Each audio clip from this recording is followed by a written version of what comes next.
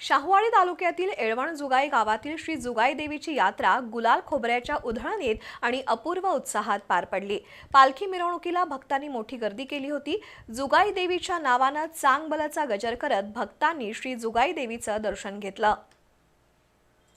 श्री ज्योतिबा देवाची यात्रा संपल्यानंतर तिथले भाविक जुगाई देवीच्या यात्रेसाठी येळवण जुगाईला दाखल होतात। भाविक मंगळवार सकाळपासून यात्रेसाठी दाखल झाले होते। बैलगाड्या, ट्रॅक्टर, चारचाकी वाहनातून भाविक मोठ्या संख्येने दाखल झाले। रात्री 12 वाजता श्री जुगाई देवीची आरती झाल्यानंतर पालखी मिरवणुकीला प्रारंभ झाला। पालखी समोर परिसरातील सासनकाठ्या होत्या। पारंपरिक वाद्याच्या गजरात मंदिराभोवती पालखीचे 5 फेरे झाले। पालखीवर गुलाल खोबऱ्याची उधळण करण्यात आली।